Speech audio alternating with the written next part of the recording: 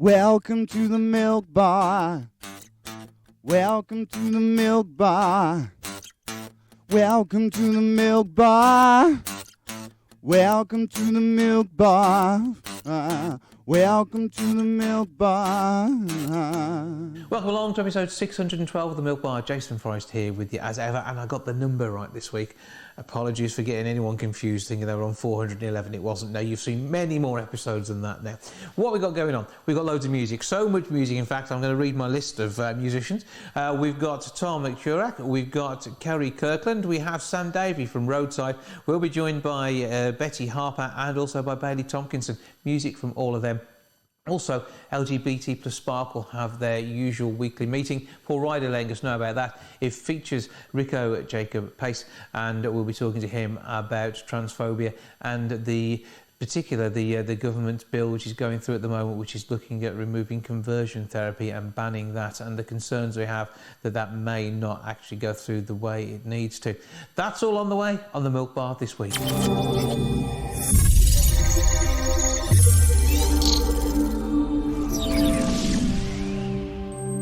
Roll the Dice is the brand new single from Tom Ciurczak, who joins me now live from California. Hello, sir. Hi, how are you? I'm good, how are you? We're doing great. Glad to hear it. And obviously your music is something that's been a big part of your life, but we have the debut album at this time. We do. It's called Call Me Ishmael, and I released it late summer of 2020.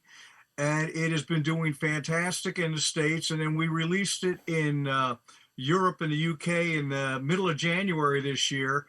And we've had a real fantastic reception in Europe. Close to 200 radio stations have played it since the middle of January. So I'm just ecstatic about the reception we've seen. Fantastic, and obviously a great sound, and one which, you've probably put a lot of time and effort into all this, but you must still make it sound so easy. It was so much fun recording this album. We took us about 4 months to record it, and I recruited some very fantastic musicians to help me along the way here in LA, and I just have a fantastic group of people on this particular song. We threw everything into it. We have sax, we've got slide guitar, we've got some fantastic backup vocalists, and it was a really interesting song to do because a lot of times when I write songs, I write music, I like to write in a kind of very linear fashion where I start with a verse and go to a chorus and go to a bridge.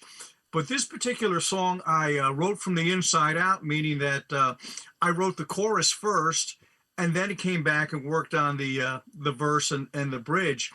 And by doing it that way, I think I came up with a really strong chorus for the song, and I think it shows real well because it's the strongest part of the song.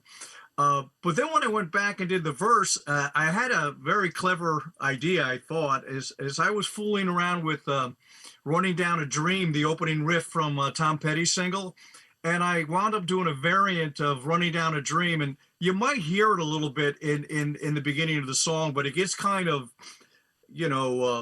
covered up quite a bit when we add the sax and the slide guitar and takes on a life of its own, but that's where the idea came from. So an inspiration, but music born out of your lifetime and lifestyle? I would say so. I'm a creative writer. I've been writing since, my teens, original music.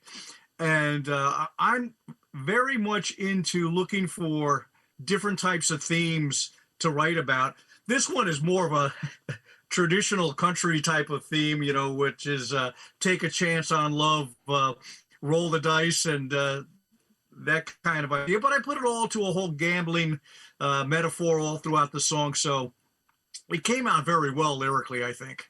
And as we talk here on Zoom, I see around you an array of music paraphernalia and sort of a home office which is sort of bustling and busy. And is that the sort of pace at which you go? I mean, is it all upbeat music, or how does it work? This is my little home studio where I make all my demos, and I'm probably a bigger music fan than you are over there. I in this little studio office, I probably have 10,000 vinyl records and another 10,000 CDs sitting in here in storage. So and I'm one of these people that collects everything from A to Z in music. So I'm a real consumer, and I assimilate everybody's music, I guess, always looking for that perfect song, because as a writer, you want to listen to a lot of different styles as to what everybody else does. And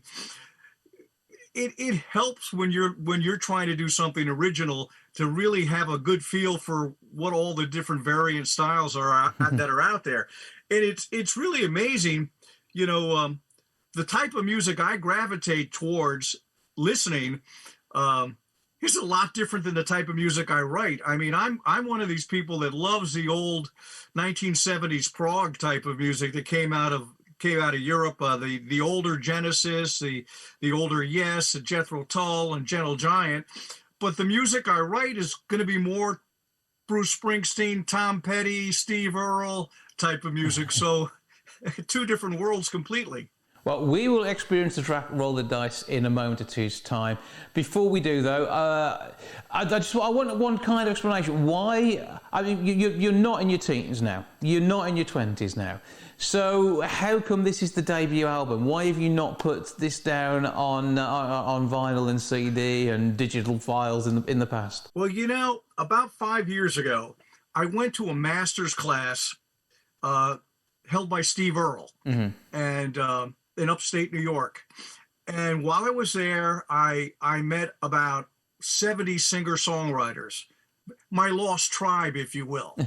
And, they were all putting out some fantastic independent, albums. And I guess I was just so motivated by what everybody else was doing that it pushed me off into the direction saying, hey, you know what, you need to put this together. And I had been out performing, mostly everything would be in clubs or in bars, but acoustically. And I thought I had a real good collection of songs that lent themselves very well to an electric style. And so, after being exposed to all of these other musicians and seeing what they were doing, I was like, let's go for it. And my daughter is a professional musician in LA, and she was able to connect me with the engineer and some of the musicians to, make this whole thing a reality. And as I said, I actually wound up with some of the best studio musicians in LA that I could possibly have found. And I think you can tell by the album, it's superior musicianship. In fact, just an aside, I mean, the album was mastered by Emily Lazar, mm-hmm. and out of New York City at the Lodge. Now, she has 3 Album of the Year up for Grammy. Out of 8, she's got 3 of the Grammy nominations. And somehow, during 2020, she had time to master my album as well as the 3. She did Coldplay and a couple others that are up for Grammys this year. So, I got some really, really talented people associated with this album. Well, you are very talented yourself. We will prove that now by taking a listen to the track. We look forward to more from you. We'll find that via socials and online at work. Where do we get you on the internet? Well, you can find me on tomciurczak.com if you want to, buy a hard copy or see the lyrics or what have you. And that's, I thought it was going to be really easy, but then I realized nobody could spell my name, but it's TomCiurczak.com. And, I have Tom Ciurczak Music on Facebook, Instagram, YouTube, Twitter. So I'm pretty much everywhere, and you can find me under my name. Absolutely fantastic. We certainly will want to do that. Tom, great speaking to you. Thank you for joining us, and keep up the good work with the music. Hey, thank you so much for having me.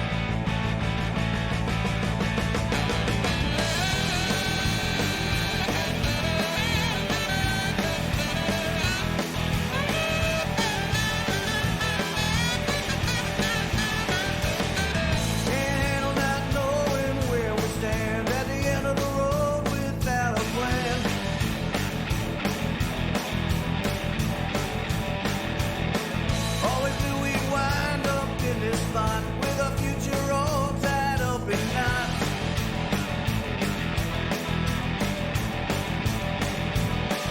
It's a tough situation, not knowing what to do.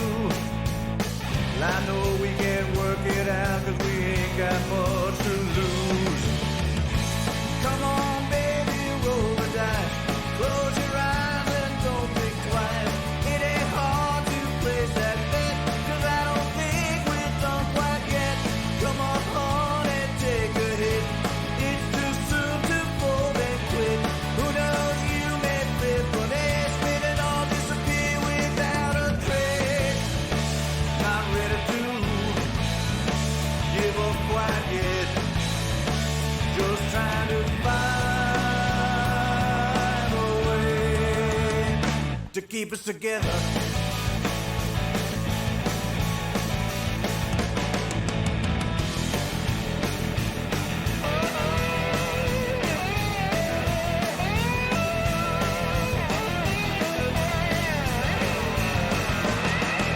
I don't know how this all plays out, but you can't bluff and beat the house.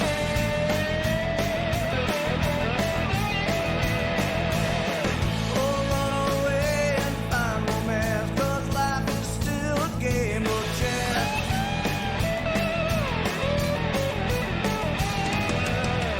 It's a tough situation, not knowing what to do. Well, I know we can work it out, 'cause we ain't got much to lose. Come on, baby, roll the dice. Close your eyes and don't think twice. It ain't hard to place that bet, 'cause I don't think we're done quite yet. Come on, honey, take a hit. It's too soon to fold and quit. Who knows, you may flip an ace, spin it all, disappear without a trace. Not ready to give up quite yet. Running out of time.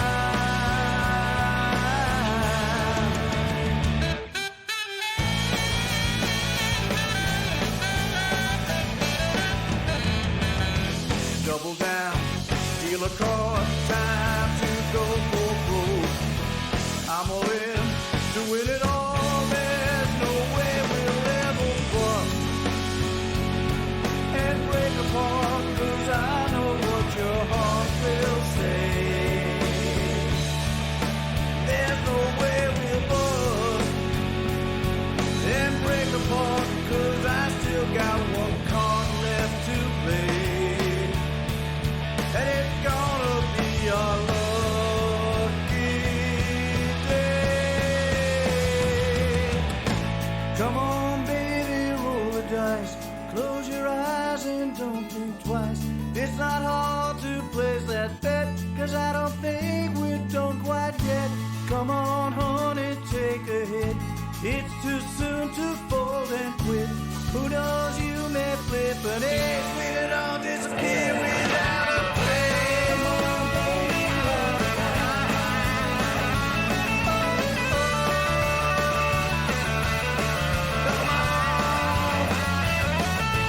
Come on, baby, roll the dice.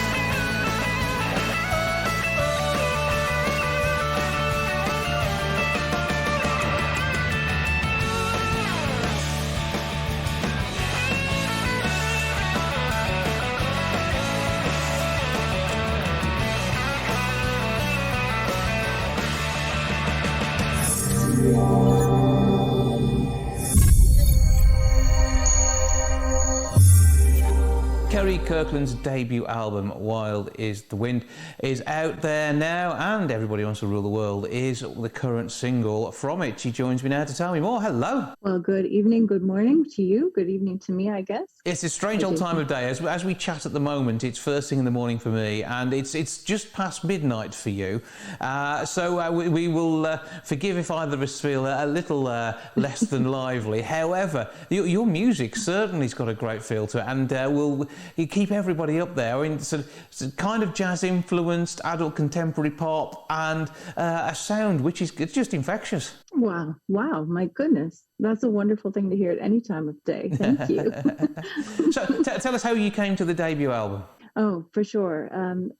Absolutely, music has been a huge part of my life all the way through. Mm-hmm. But I kind of had a bit of a this road here, this road there. I was a flying trapeze coach and instructor and performer for 7 years in Seattle, Washington.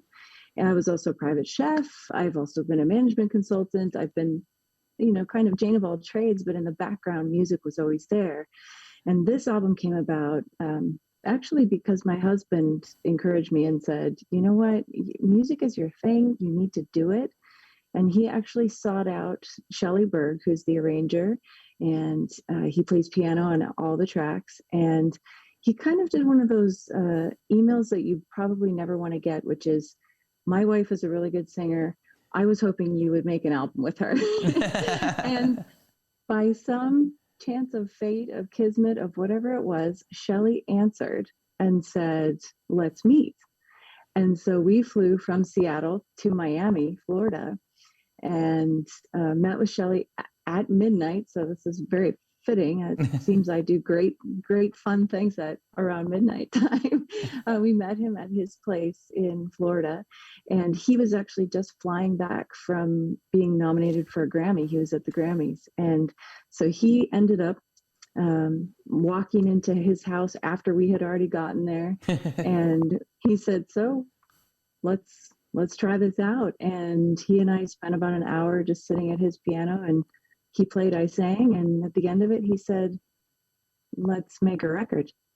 Well, and we have that record now as proof. And there's something that you've put a lot of love and effort into, and say the team, and having the other half on there, that must be absolutely awesome. Keeping it in the family as that goes. But you said something there which I can't let go, and I don't want to leave it too long before I talk about the trapeze artist stuff. I mean, how does that? Obviously it's all performance art and absolutely fantastic. But was your husband a little concerned about you flying through the air, so he decided to try and be more grounded in the music studio? Well, funny enough, he's the person that started the school that I went to take a class at on a whim. So I took my girlfriend for her birthday to do a flying trapeze class, and little did I know that in midair I would be caught, very literally, and also married that catcher a year to the day after that first class. And he owned the circus school in Seattle. And so when I kind of joined on board, and I took to trapeze very easily. I was an athlete, a triathlete before that, and started working as a performer and as an event manager and as a coach, as a circus coach. And so it's really all his fault. We can blame everything on him. It's just the best thing to do. Blame everything on your spouse, right? Absolutely. But an amazing start to the story that sees this album come together today. So it is a huge part of this album being created. The fact that you Simple As decided to do a special treat for one of your friends' birthdays. I know. I mean, it's fate at work, really. So what happens next then? I mean, obviously, when any of your friends and family, you have to try and top that for a birthday gift and the final invite to the wedding. So that's a tricky one to do. But I mean, the gift of the music that you're sharing with them, they must appreciate what you've done, and you must be so proud of sharing it with the worldwide audience. Oh, absolutely. And the interesting thing for me is that I think you're in Wolverhampton, yeah? Yep. So I lived in Stafford for 4 years, and have a big group of friends back in England and Scotland and Ireland. I cannot wait to bring it back. I can't wait to come back and share it live. Obviously, that might be a little while, but it's in the works. I cannot wait to perform this live over there. So it'd be great to meet up with you when you are next able to come over. So if you've been with friends, Stafford literally up the road. I mean, Wolverhampton used to be in the county of Staffordshire before the West Midlands came along. I won't bore you with the politics of that one from the 70s. But an area that you know. And I mean, what were you over here for? How was it that you came to be in the UK back then? Oh, it was with my former partner. He got transferred over there, and their offices were located in Stone. And so we were just looking for someplace with just a bit bigger of a town. And we ended up just outside of Stafford on Doxey Lane. It was great. It was super quaint and a really quiet and lovely neighborhood. And we had a great time. And does your music sort of reflect your travels as well, do you think? That's a great question. I think that it's certainly eclectic, and it certainly sort of spans like you said, a couple of different genres and a couple of different feelings in general. So perhaps travel is a part of that. I hadn't really thought about it, but I've traveled all over the world, and it is nice to kind of pull from different cultures, different ideas, different thought process. So yeah, I think you could be onto something. We'll see what develops when you are able to get out and about again. There could be a second album which features more music and taking on the Midland scene from the UK. You never know. But what else have you got going on then around this? Because the fact that you haven't been able to gig with the album as you would normally do must have been a disappointment. But still, I mean, it has really been a chance for people to thrive on the music that's been studio produced. And again, this is something which your work is.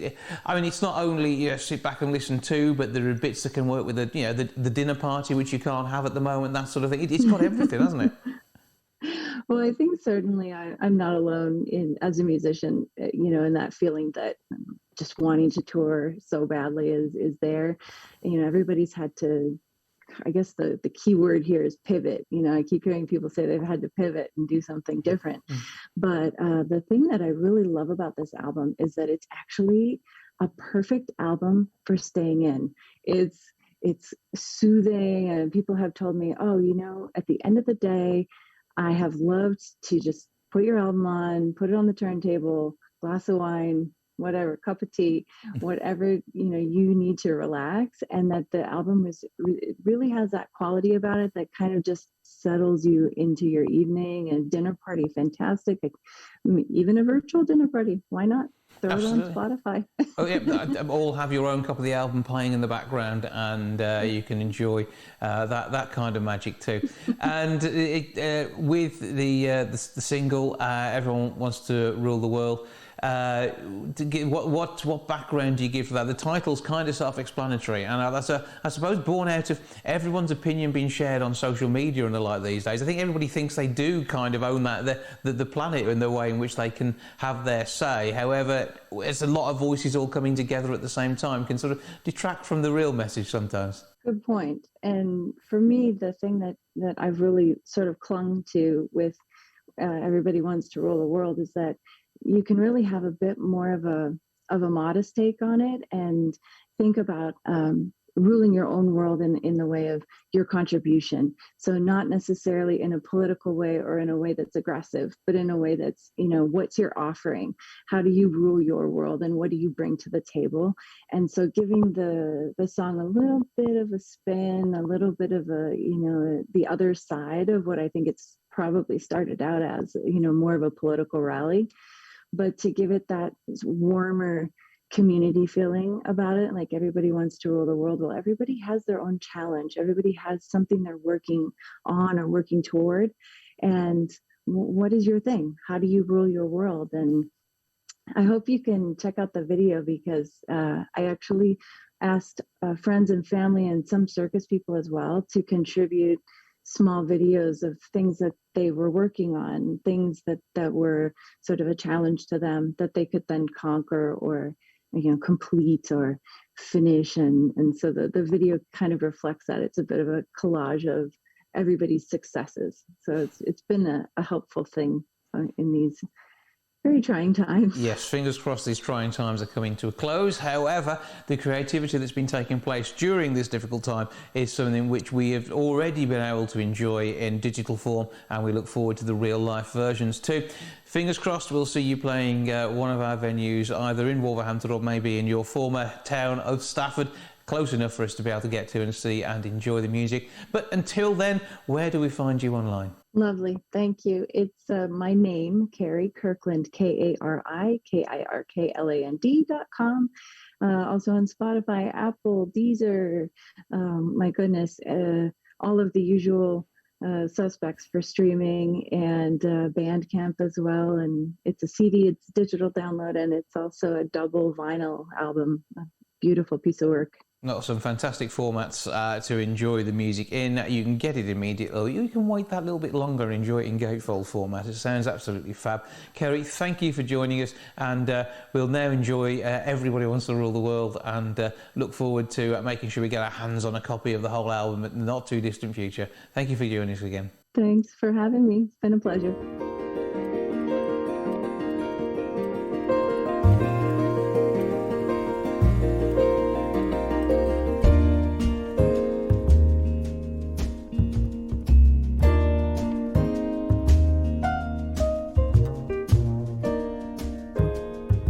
Welcome to your life. There's no turning back. Even while we sleep, we will find you acting on your best behavior. Turn your back on Mother Nature. Everybody wants to rule the world.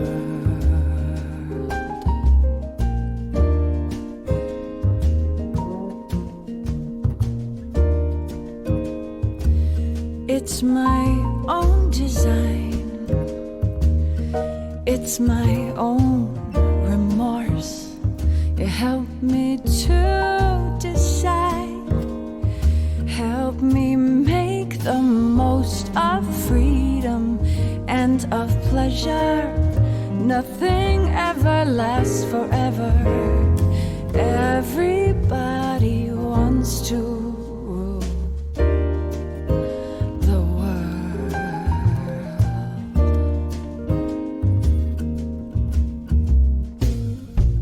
There's a room where the light won't find you, holding hands while the walls come tumbling down. When they do, I'll be right behind you.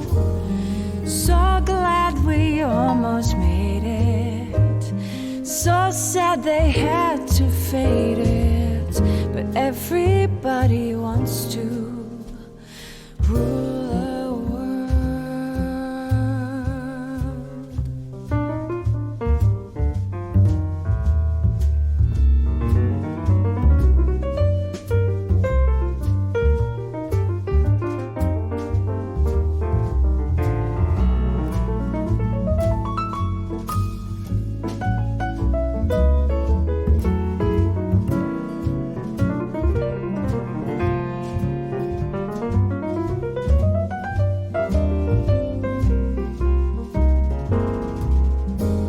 Can't stand this indecision, married with a lack of vision. Everybody wants to rule. Say that you'll never need it. One headline, why believe it? Everybody wants to rule the world.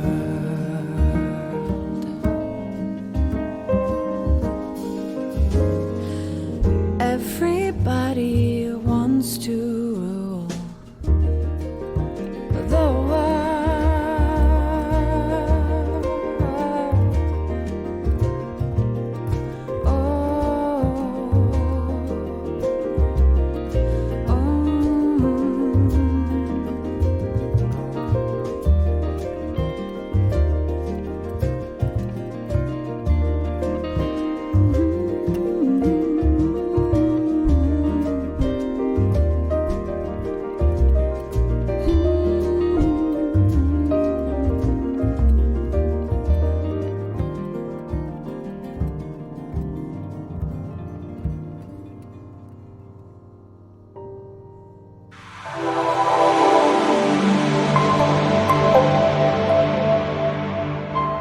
I don't know what it is, but is the album that the boys in Roadside are currently working with.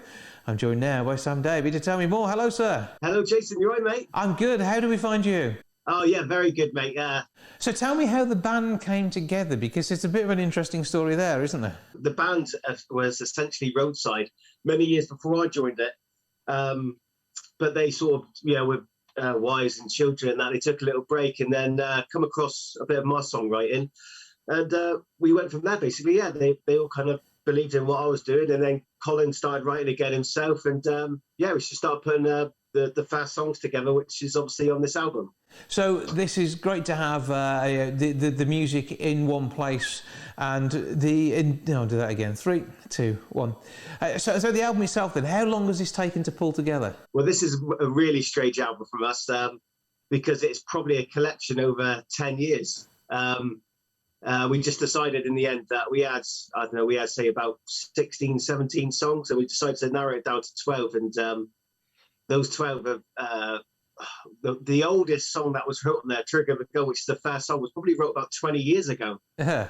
But for whatever reason, it really suited what we were doing with that album, so we put it in there. But the scary bit is, we say 20 years ago, we're actually going back to the start of the noughties then. So I mean, and music itself, I think we've kind of dipped in and out of the indie pop rock vibe since not late 80s right the way through till now, and it's not become samey because there are so many different people doing different things in the genre, and I mean, Roadside's work, it really stands out on its own. Oh, thank you, mate. Yeah,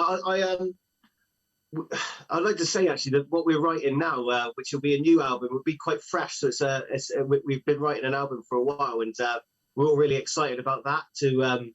Because the first album, as much as we love it and love all the songs, it was over such a long time. You kind of lose that little push to really make something of it. But I mean, it's all fresh though to your audience, even though you may feel you guys have been working with it for a bit. Yeah, that's a really fair shout. Yeah, because to our audience, it's brand new, isn't it? Like you said, but to us, it's kind of like, right, we kind of just want to get on and do the new stuff, because that's always been our thing, original music. We never rarely play any covers or anything like that. So we've always wanted to get down and write new stuff. So I think because there was a lot of creativity within the band, we kind of just we struggle anyway to promote our own music. It's really hard, and that's why we try and find guys like yourself, Jason, who I like to call champions of unsigned bands and artists, and help us to do that side of it, because that's the toughest bit for us, is trying to get our music out there. So I think like that naturally just lets us, how can you put it? I think you get to a point promoting like an album or a single and you think, I can't do anymore because I don't know how to do anymore. Mm-hmm. But I mean, I think the thing is, a lot of people miss out on a lot of good music. There are so many people that I speak to that I can't understand why they are not hitting the top 20. And some of the stuff that you hear these days, which often doesn't mean anything to anybody. You've got real people out there creating real music of the same quality.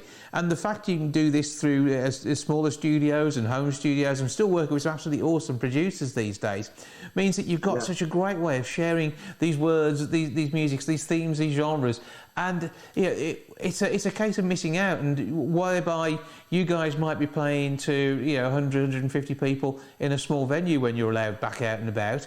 It's those 150 people are actually having the absolute time of their lives, and it should be shared. Yeah, I think that's a really great point. I've thought for a while now, and I know the guys share my views with this. Is we first of all do this for ourselves, because we love it. That's the passion for that is what we do it for.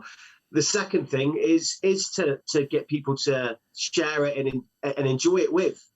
And I guess the more the merrier, as it were. But like you said, if it's just a couple of people in a local pub who are really into it, then that's still good as well. And we've done that.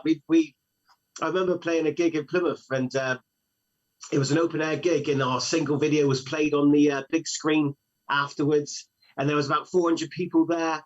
It was a really, really big event for us. And then I remember traveling to Yeovil shortly after and playing a pub that someone hired us for, and there was 2 people, and this one guy I think was walking through to have a fag, and I think he just sort of stopped and nodded his head just because he felt a bit sorry for us. So, but I think that's the life of an unsigned band.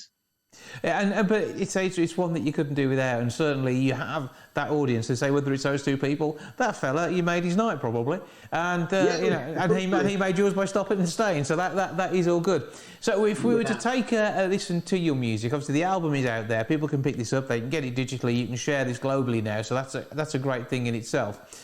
But how do you think people should access your music? You've got the single with the video, and we'll take a listen to that in a moment or two's time. But well, like I say, we try and put as much effort into the creative side as we can. So the album is available on Spotify, Amazon, and iTunes, etc., which is great. But we also have done lots of music videos over time, which you can see on our YouTube channel, which is all our tags are Roadside Tunes, as the AA and the RAC kindly nick most of the Roadside websites. So. We do get quite creative. We've made a couple of good music videos that's interesting to see, and even on our Facebook and Twitter, we always try and keep a video diary of what we're doing. So I like to. We're not like the most active band in the world who harass people, but we've always put a bit of content on there. We like to get creative with music videos, and we generally video diary stuff that we're doing at practice. And stuff. So I like to think that we keep putting stuff out there, and but for us the next step will be releasing this second album. That excites us all. So hopefully we can get back and practice soon in there, because I think we're about 8 or 9 songs into that, so we've only got a few to go. Well, fingers crossed we get that in the not too distant future. Roadside Tunes is where we look for you on all the socials and on the web, and we're going to enjoy a song from you now. Which one are we going to hear, sir? We took a long time filming this because we're lucky we had a producer, Siobhan, and she has some cracking ideas. We end up in prisons, all sorts going on in it. We had sort of a helicopter, not a helicopter, we had a drone so we could do a car chase. It was for an unsigned band. It was a lot of effort went into that. So the video I'd like to show you is Disarm. Okay, we will take a listen to that. Meanwhile, thank you for joining us. Keep up the good work, and keep us posted on album number 2, which hopefully won't be too far off. Thanks for everything you do for the unsigned bands out there as well, mate. It doesn't go unnoticed.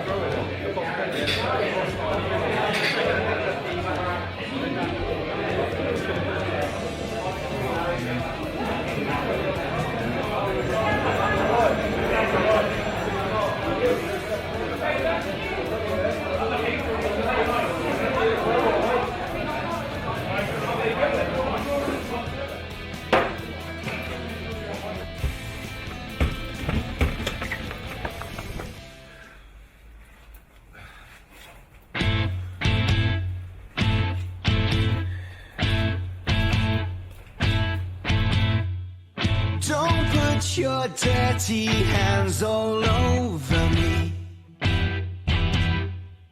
They've been somewhere they weren't supposed to be. And now I see you've put me in my place. I know I'm heading for a fall from grace. The lightning strikes me everywhere I go. Under the summer sun.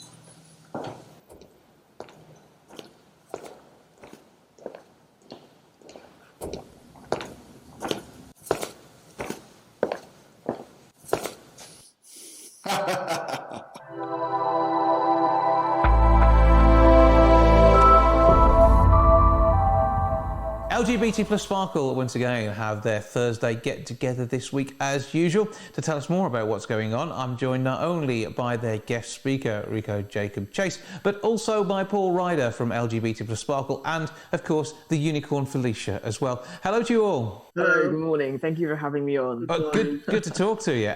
First of all, Paul, obviously we were debating the name of the unicorn last time we spoke, and this is the logo for your group, and that's one of the things we can spot when we look out for you online. So give us the details of where we can find you to begin with before we have a chat with Rico. You can find us on Facebook, LGBT Sparkle Wolverhampton. If you mail us, it's lgbtqsparkle@gmail.com.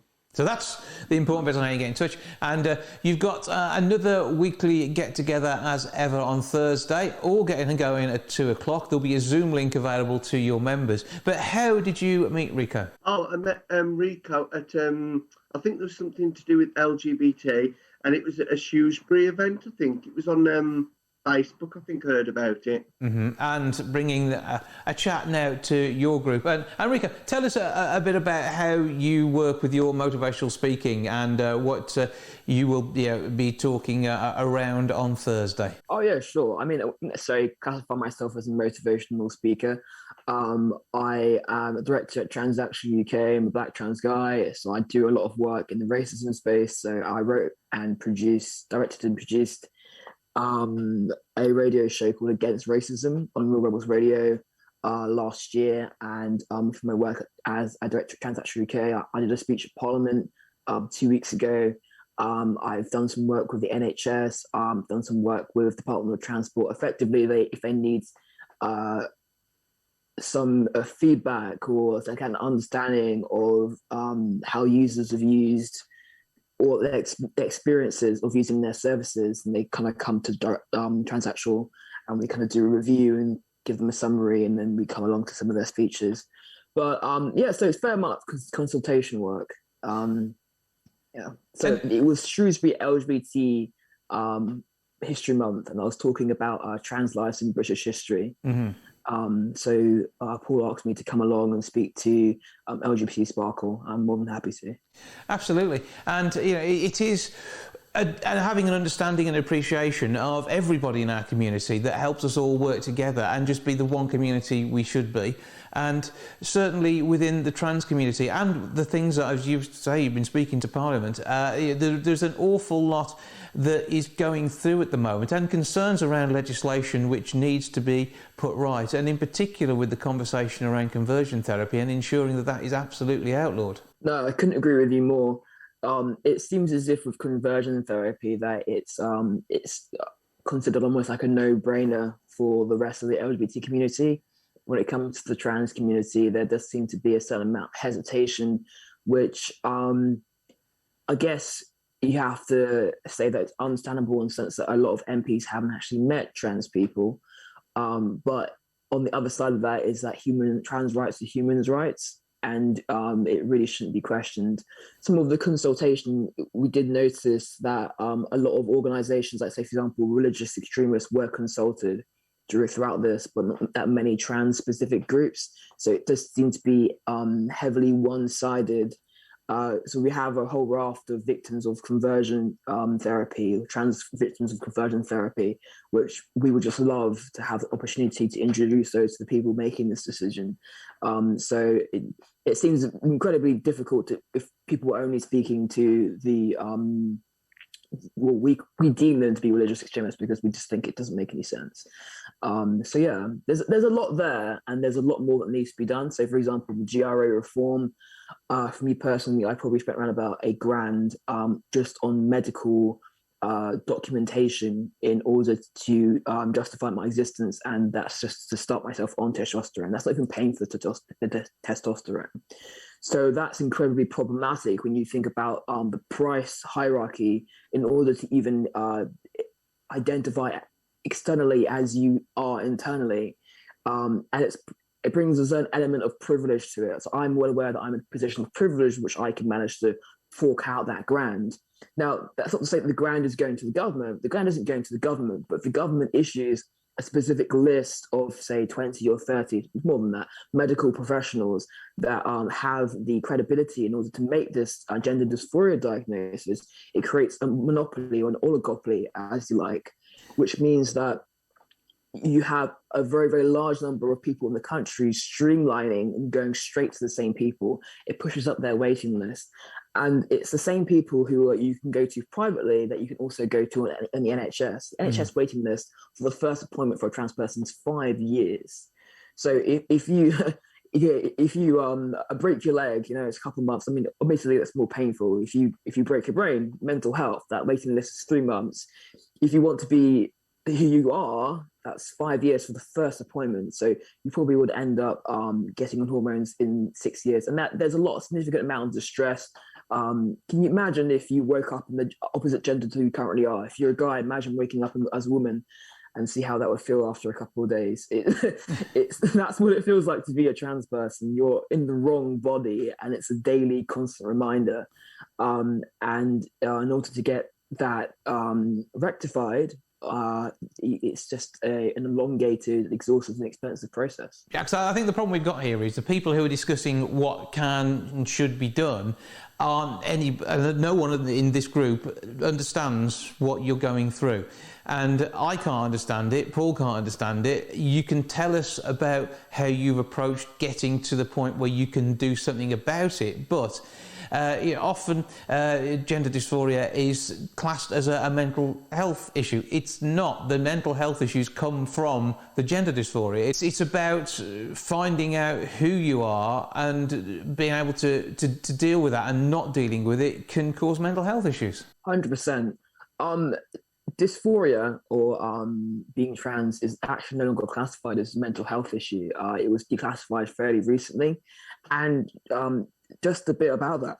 Excuse me. So the fluidity of sexuality and gender was actually recognized in ancient communities.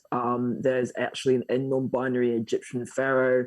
I think in the Ngolo tribe, the non-binary or the third gender people were recognized. Third gender people are recognized in Native American culture. To be trans or non-binary, as well as having a sort of a whole spectrum of sexuality, is not considered new. These are things that were actually part of ancient civilizations. And with the inclusion of colonialism effectively, in the attempt of perpetuating the idea of a reformed society, white supremacist society. So if you consider you've got white men at the top, underneath that will be women, underneath that will be people of color, and then, I don't know, depending on how you interpret it, or you'll probably have LGBT or trans non-binary people towards the bottom, or if you happen to be part of two demographics, it's like a double hit. You've got two targets on your back. But all of this interpretation of the ideal society means that women are seen as child bearers, home givers, and they are not allowed to have assets. That's something which came out of it. POC people are seen as they don't feel as much pain, so they can be in the fields working, or they're only good enough to sort of run things, and they can't actually own any assets. They're seen as possessions.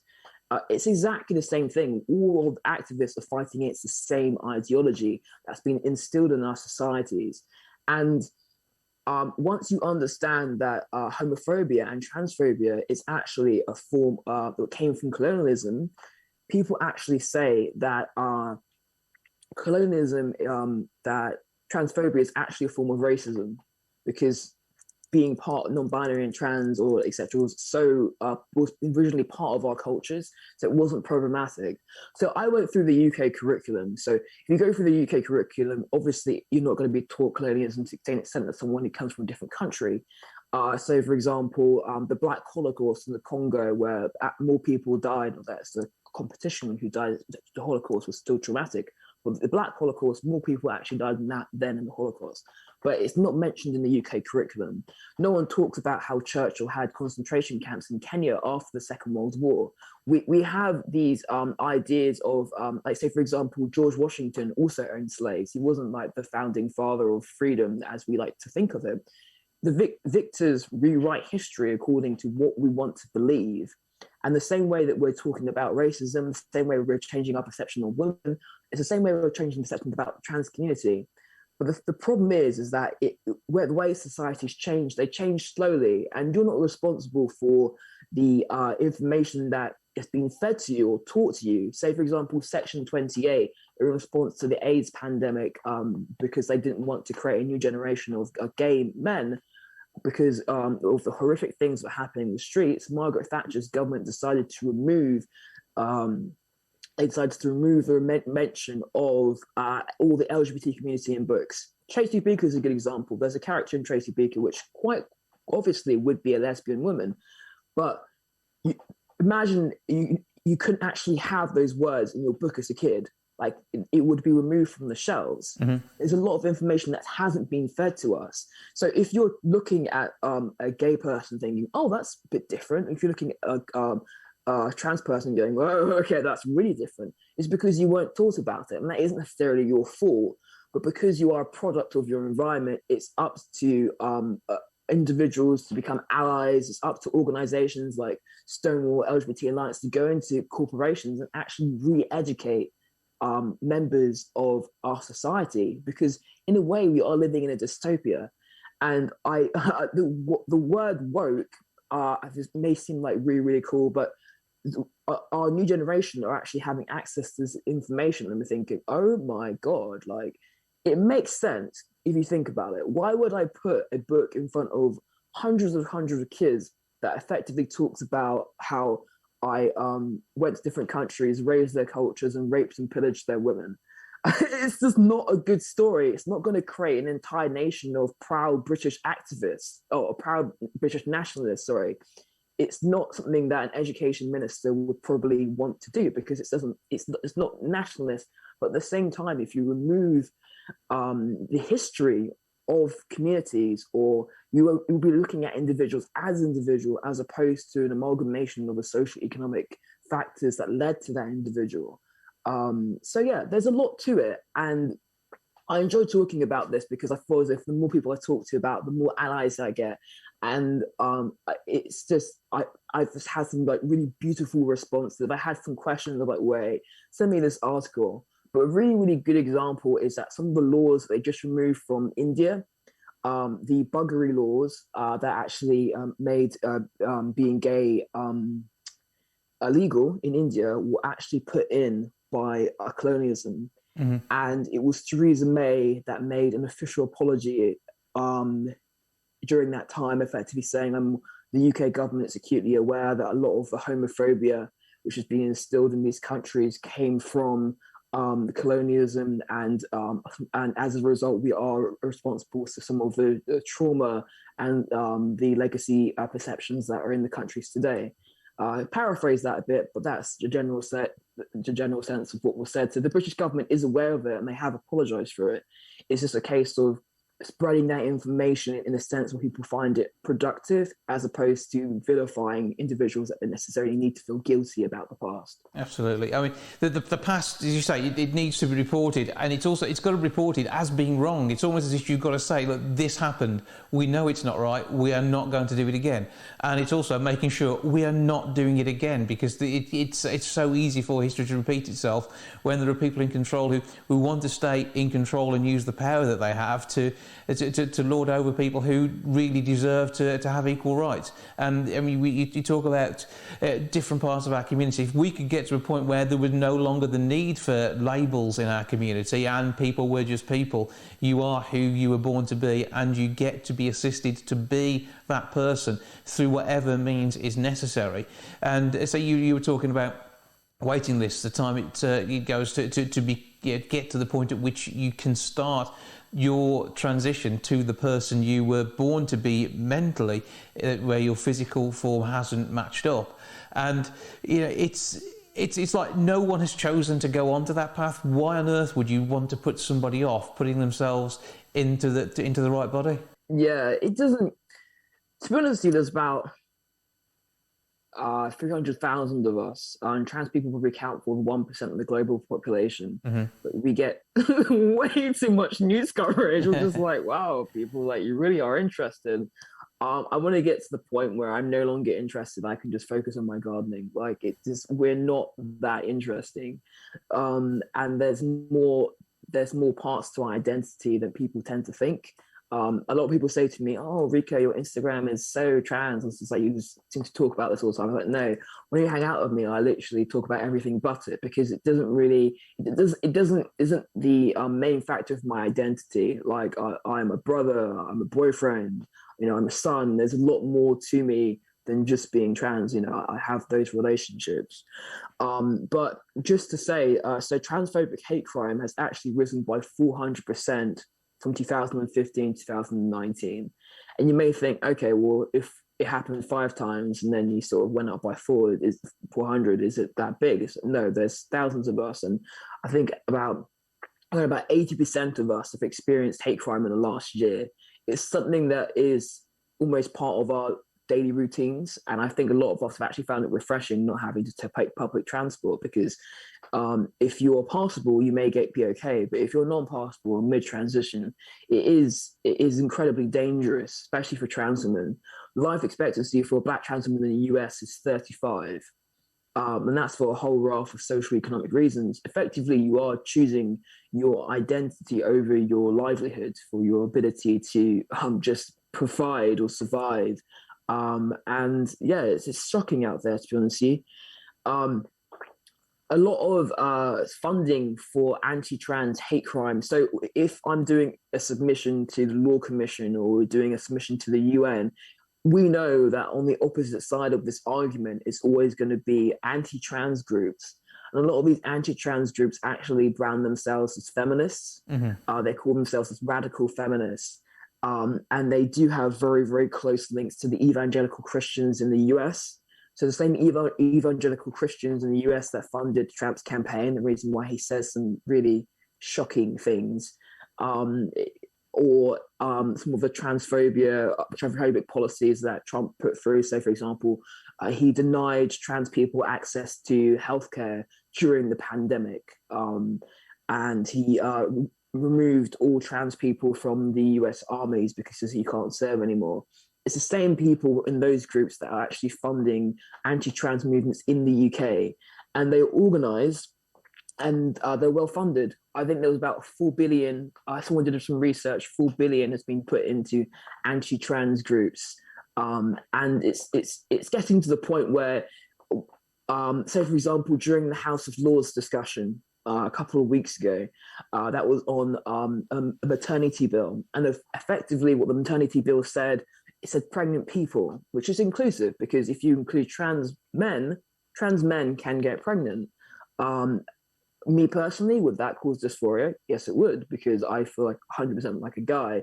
But you have to remember that both gender and sexuality is fluid. There's no set rules to this. And once you sort of remove that perception on society, on individuals, you start realizing that inclusive language is just better. Mm-hmm. So the terminology was pregnant people. And that's terminology that a lot of people, non-binary and allies, even the NHS, have tried tirelessly in order to sort of change and make their health service more inclusive, which is just better for everyone. But the House of Lords decided to change it to pregnant women. And that was because the TERFs, or the radical feminists, gave them the impression that by using this inclusive terminology, they would be erasing the identity of women from society, which is, to me, doesn't make any sense. I mean, I would love to have a conversation with the TERF while they try and explain this to me, so I can probably, hopefully, find some eye to eye. But I think evangelical Christians do have a strong hatred of the trans community. They don't see trans women as women. And considering we're only like 1% of the population, we get significantly more attention that we really need to.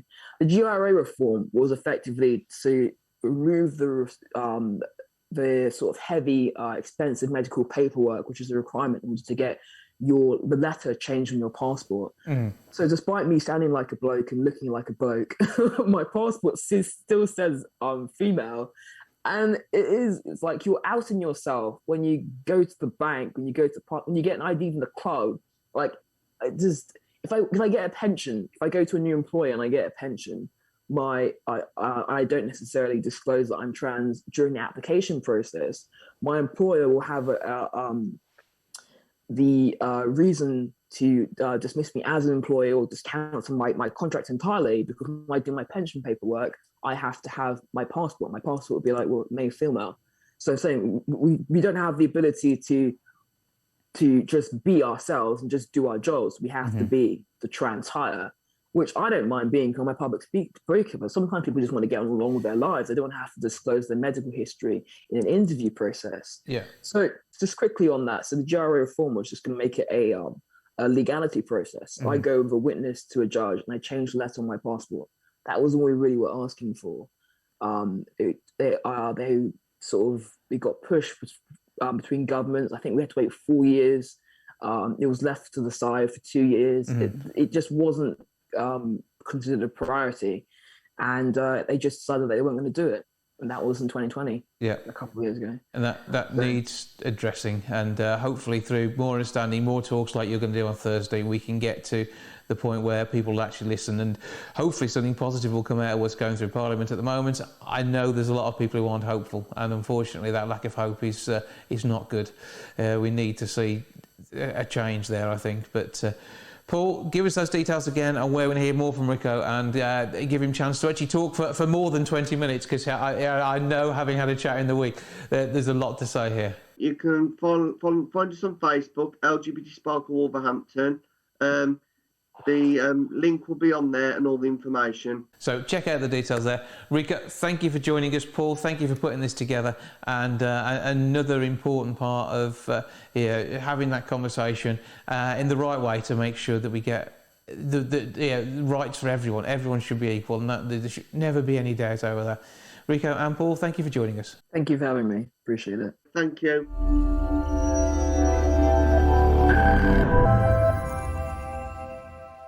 Bailey Tomkinson's current single, Silent Suffering, hit the top of the country music iTunes charts straight away and has been in the top 100 across the rest of the genres. She joins me now for a bit of a natter about her music. Hello. Hello. How are we doing? I'm good, thank you. How are you? I'm very well, thank you. And when it comes down to it, country music itself has got an absolutely huge following, but it's so much of a crossover genre. I mean, country is country, but it's music for everybody, isn't it? Yeah, no, it's very accessible, I think, because a lot of country music is narrative driven and it tells a story. And I think a lot of people like to have that kind of escapism, especially me growing up. I listened to country music because I love the stories, and you don't find that in all genres. No, but I mean, country music very often is music for the roads, for the and the like, and moving about. And this is something you've done in your life. We find you in Cornwall now, but you've been all over the place, haven't you? Yeah, no. So I was born in Derbyshire, and then I moved to Milan in Italy, and then I moved to Brussels before coming to St Ives. I've been in St Ives a long time now, but yeah, I definitely had to move around quite a bit growing up. I've had a cool childhood. I'm very grateful that I got to move around. I've seen quite a lot of the world. I'm very lucky that I've done that. So why country music and not sort of Girls Aloud or One Direction for you? I think with country music, I wouldn't necessarily say I'm a country artist. I'd say I'm country influenced. Yeah. I think, the music I grew up listening to, people like my granddad were really into John Denver, and my mum loved, they were the Dixie Chicks, now they're the Chicks. So yeah. The Chicks. An artist like that, I love Brandi Carlile. She's kind of like Americana, she's got a country edge to her. And there's lots of artists that I love, like Sheryl Crow, that sit in that genre, that sit in that kind of storytelling field. And I think I naturally fell into it because writing was the thing that I was passionate about, and I wanted to tell a story, so I kind of fell into that genre. Yeah, I mean, the best songs always have a beginning, a middle, of an end, and a nice chorus to bring you along the way too. But I mean, when you're approaching a song, I mean, how do you think about it? I mean, the musical style is something that you know, but is it often you think, well, hang on, I want to write it like this, because you get an upbeat feel to even sometimes the saddest of tales? Yeah, well, I think when I'm writing, it kind of just comes very, very natural to me. Quite often it's just like a 20-minute thing, like I'll just sit in the living room and just write a song in 20 minutes. when I'm feeling like a raw emotion or I'm inspired. So yeah, I think I don't necessarily think about it in the, is it going to be upbeat, is it going to be sad? It just kind of naturally happens. And you had some amazing careers for music, fully deserved, but being part of a magazine article, that again, it's something which it takes a lot of time to be able to get yourself in the right place to share yourself in that way, and that's something that you do from the heart with your music as well.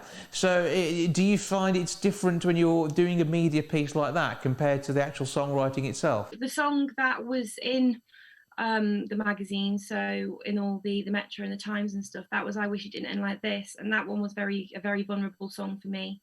But yeah, I think when we went into the studio, I wrote it from a very sad place, but I kind of wanted it to be upbeat, and I wanted it to I was very inspired by Springsteen with that one, to have that kind of 80s movement, like the dance beat, and I guess that one kind of naturally was more upbeat. It's a chance to tell the story though, and good to see people picking up on an artist who actually speaks their mind, which is good. Thank you. I like to be as honest as I can be. I think all my favourite writers, all my favourite artists were people that were honest and people that wrote from vulnerability, and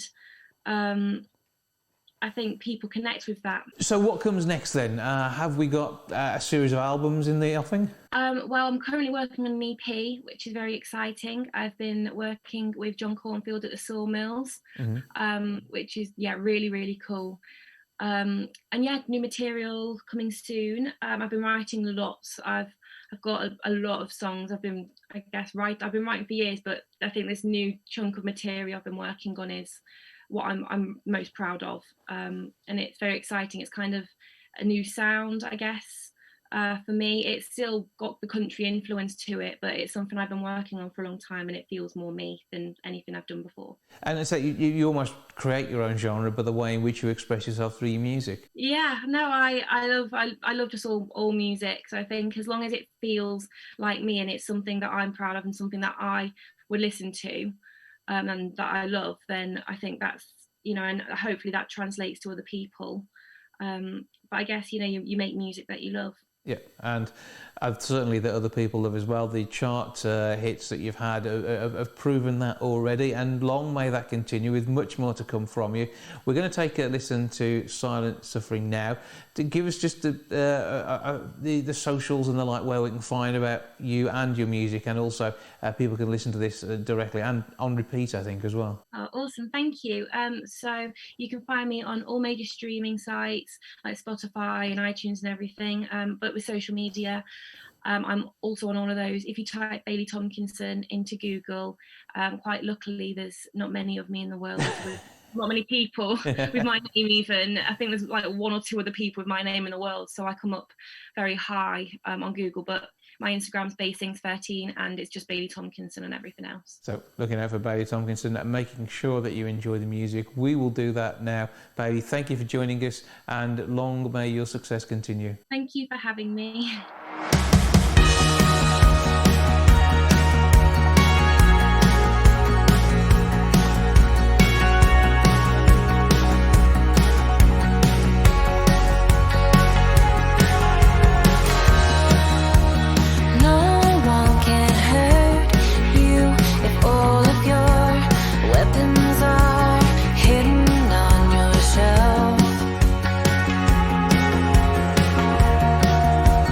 Oh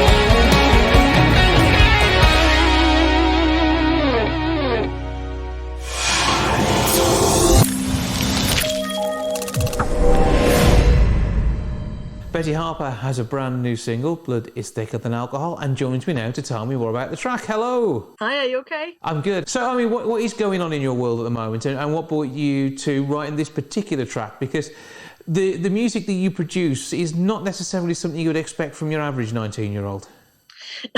Yeah. So that song was motivated by a series of events that were going on with someone that's very, very close to me. Mm-hmm. And they were going through a relationship that was abusive with an alcoholic. And when you're so close to someone and you see them hurt so much, you just feel so helpless that there's nothing you can do.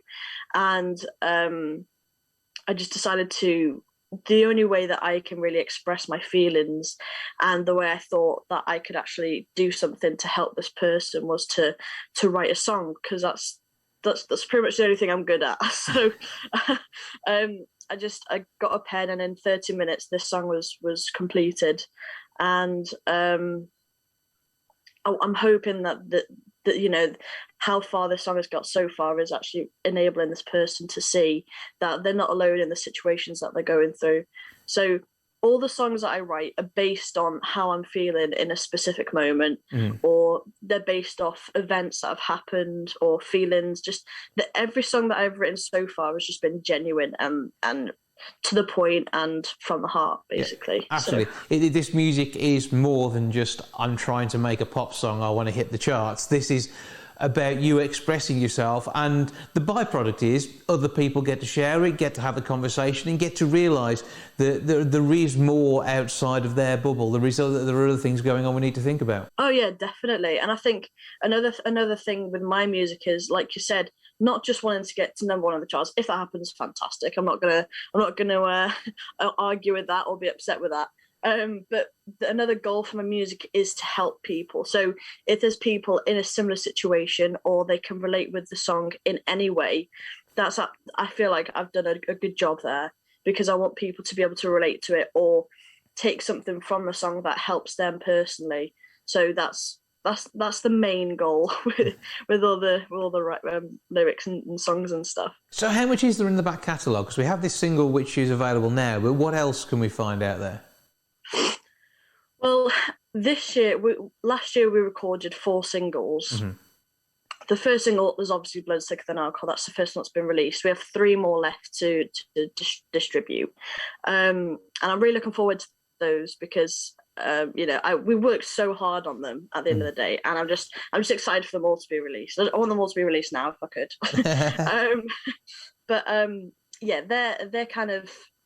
They're on the waiting for release, and that's pretty much it as of now.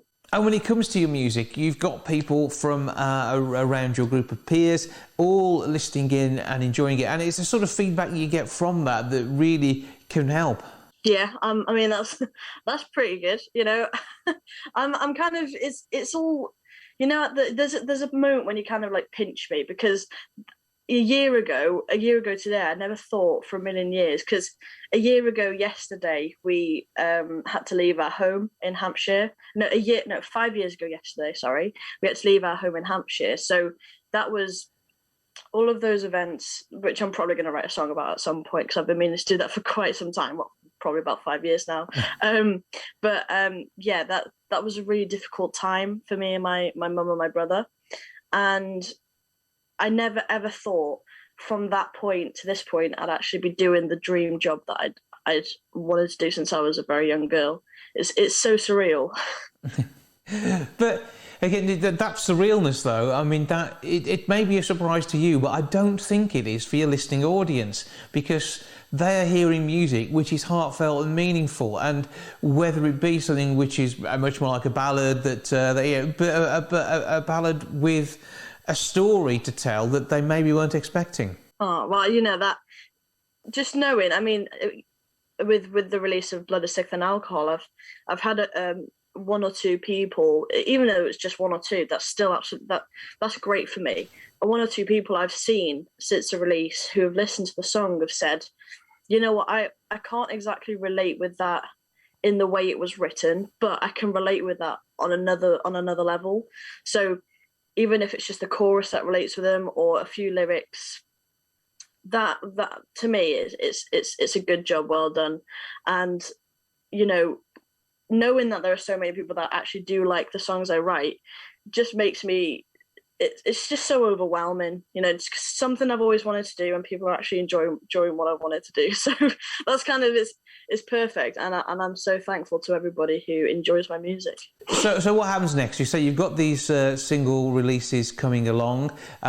You spend an awful lot of time sharing your music on Facebook. Is that really a good platform for you because of the level of feedback you can get when you're performing there? Yeah, I mean, it's the first one. It's the only platform that I do anything on. You know, before music, it's the only platform I actually really, you know, engaged with and talked to people on and stuff. So I had quite a few friends before starting the music page, and then when I started the Betty Harper page, I had all my friends were following it, and friends of friends and friends of family and all that kind of stuff. So it was definitely a good way of gauging an audience. And I think Instagram and Twitter for me, I wasn't so experienced with Twitter. I know that everyone used it. No idea myself how to use it. So I kind of did a little bit of things on those two, but I think Facebook was the one I was familiar with, you know. So yeah. Yeah, and it's something that you've grown up with as well, and I suppose that makes a difference. And the fact that it's been there for all of the time which you've been allowed to use it by age range, that must be an interesting way of seeing it, because I suppose you see the world in a different way to those of us for whom Facebook was still something new. I think that's something with the new generation, isn't it? We're so techie. We always have a phone in our hand, and if we don't have a phone, you know, just in the offhand, not doing anything, we have it up against our ear on the phone to someone. So we're one way or another, we're always on some sort of device, and I think that's something that's really useful in our day and age, is the fact that we can use the social media platforms in ways to help ourselves, which is very useful, I would say. Well, so fingers crossed someone gets some help from your music and realises that there are other people in a similar situation, and there are ways out, which is what counts. So give us all the details of where we can find you on the socials, and also pick the music up independently of the online platforms for those who want to just listen on a stream somewhere. Facebook is the main source. Type in Betty Harper, you'll get to any of the platforms if you type in Betty Harper. So Instagram, Twitter, and Facebook. At the moment, we're trying to expand on those, but for now, it's just those three. And for the song, any major streaming platform like YouTube, Spotify, iTunes, Deezer, all these kind of things, you can find it on there. Yeah, I mean, TikTok doesn't really suit the long-form ballad, does it, unfortunately? So we'll have to wait and see how you can take that one over. I know, yeah. It'd be great if people used it, but I don't really see it being used that often on TikTok. But, no, it's not going to work that way. But we'll see how it goes. But for now, I mean, Betty Harper is a name that we certainly need to look out for. We're looking forward to the rest of the singles. We'll listen now to Blood is Thicker Than Alcohol. But for now, thank you for joining us. Thank you for having me. I've watched you fall and try to stand tall.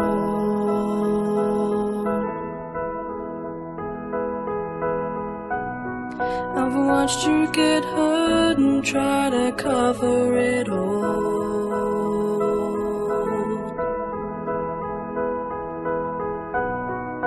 You've wiped tears from your cheeks.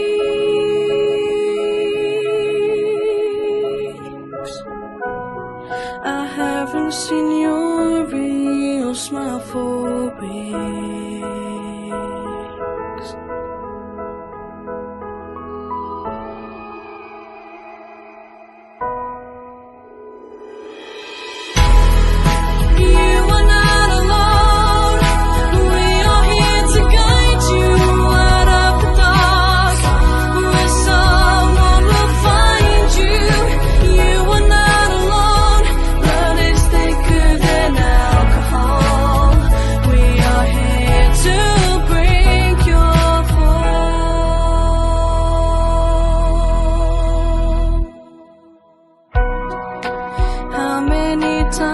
Does your heart have to break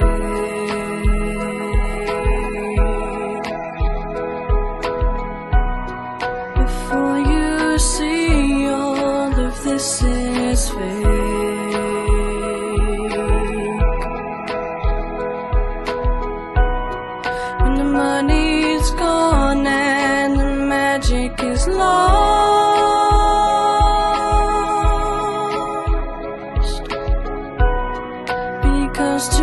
in love comes at a cost.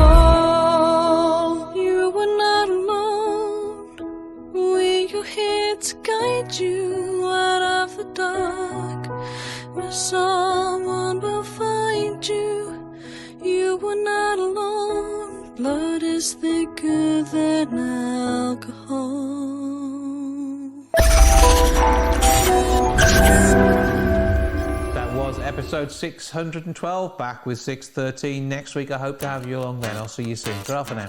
Goodbye from the milk bar. Goodbye from the milk bar. Goodbye from the milk bar. Goodbye from the milk bar. Yeah. Goodbye from the milk bar. Yeah.